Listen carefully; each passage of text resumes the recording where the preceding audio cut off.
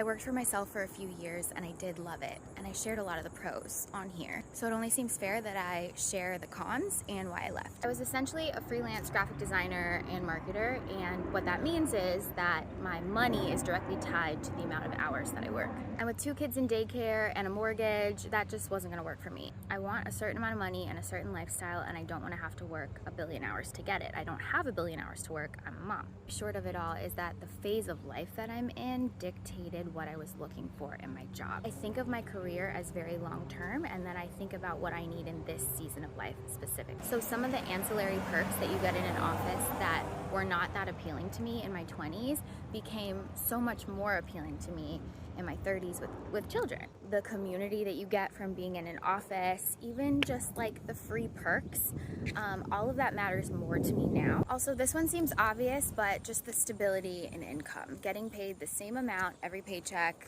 every month, and being able to take PTO, take maternity leave, have health benefits, all of that is super important, but it's more important when you have a family. So it's not to say that you can't run your own business when you are a parent, but it is to acknowledge that becoming a parent, especially a mom, changes who you are and changes your life so fundamentally that your priorities do change. You can certainly run a business if you can make that work for your lifestyle. I just simply found that when I was strategizing about how I could get the maximum money for my time and still have flexibility and be able to be with my family and just fit all the components of what's gonna give me the best life possible, the opportunity that I found at a 9 to 5 to do that was the best answer.